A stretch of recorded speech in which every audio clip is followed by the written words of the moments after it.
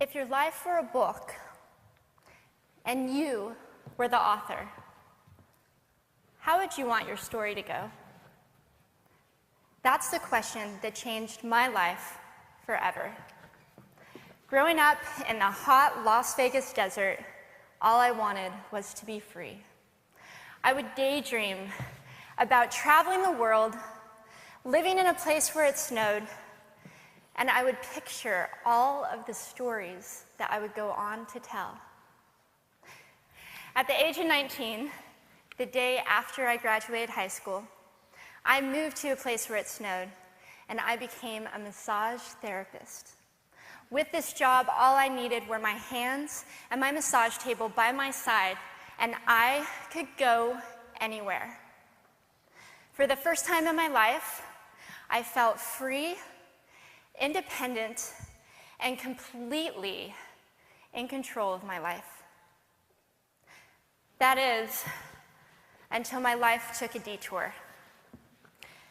I went home from work early one day with what I thought was the flu, and less than 24 hours later, I was in the hospital on life support with less than a 2% chance of living.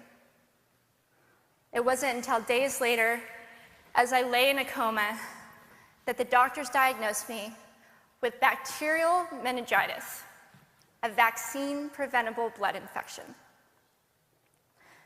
Over the course of 2.5 months, I lost my spleen, my kidneys, the hearing in my left ear, and both of my legs below the knee.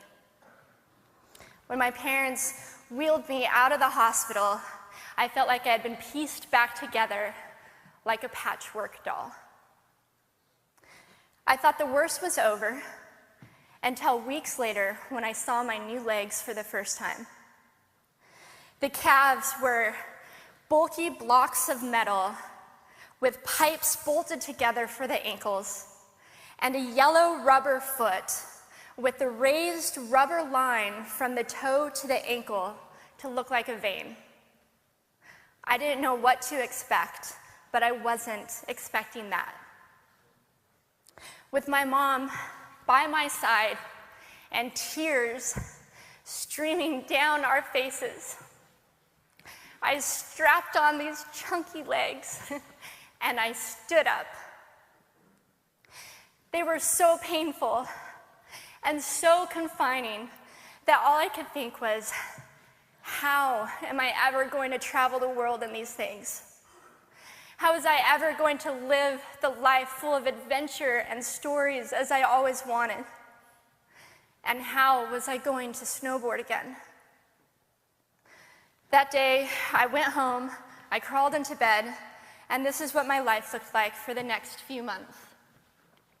Me passed out, escaping from reality, with my legs resting by my side.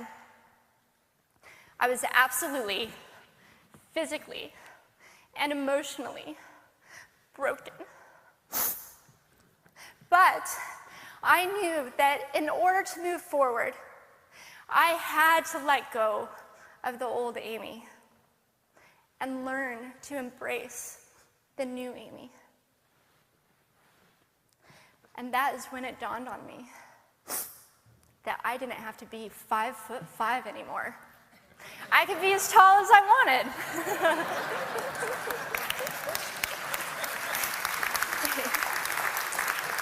Or as short as I wanted, depending on who I was dating.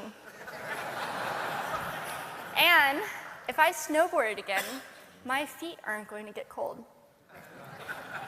And best of all, I thought, I can make my feet the size of all the shoes that are on the sales rack.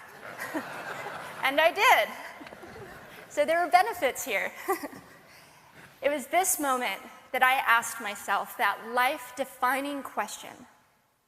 If my life were a book and I were the author, how would I want this story to go? And I began to daydream. I daydreamed like I did as a little girl.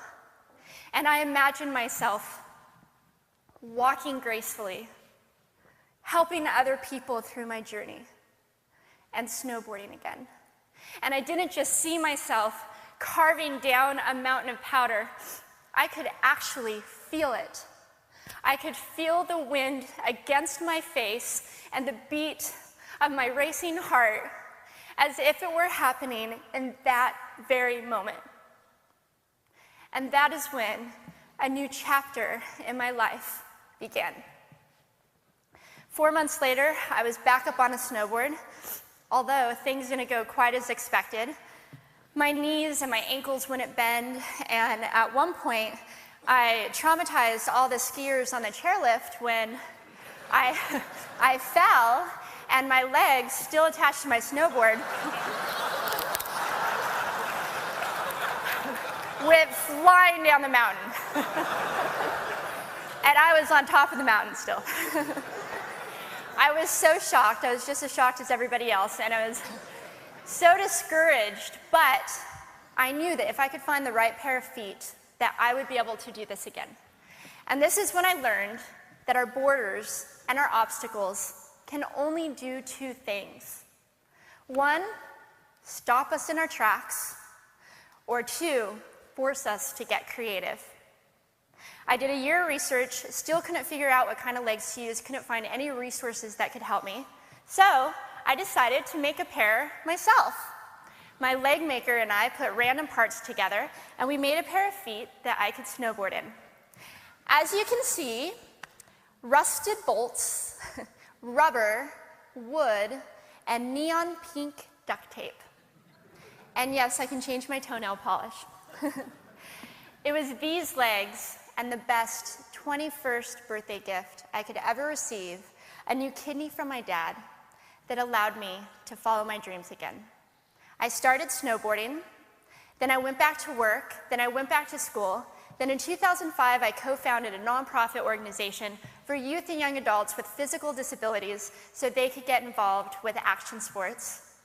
From there, I had the opportunity to go to South Africa, where I helped to put shoes on thousands of children's feet so they could attend school. And just this past February, I won 2 back-to-back World Cup gold medals. Thank you.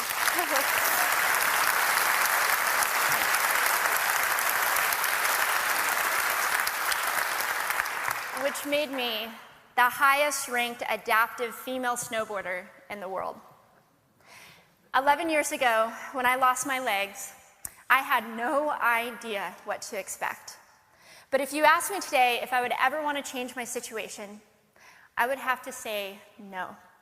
Because my legs haven't disabled me. If anything, they've enabled me. They've forced me to rely on my imagination and to believe in the possibilities. And that's why I believe that our imaginations can be used as tools for breaking through borders. Because in our minds, we can do anything, and we can be anything. It's believing in those dreams and facing our fears head on that allows us to live our lives beyond our limits.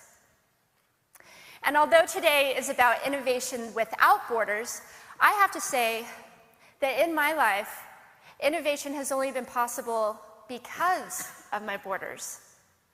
I've learned that borders are where the actual ends, but also where the imagination and the story begins.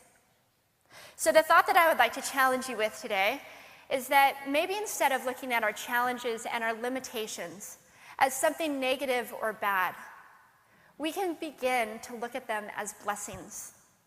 Magnificent gifts that can be used to ignite our imaginations and help us go further than we ever knew we could go. It's not about breaking down borders.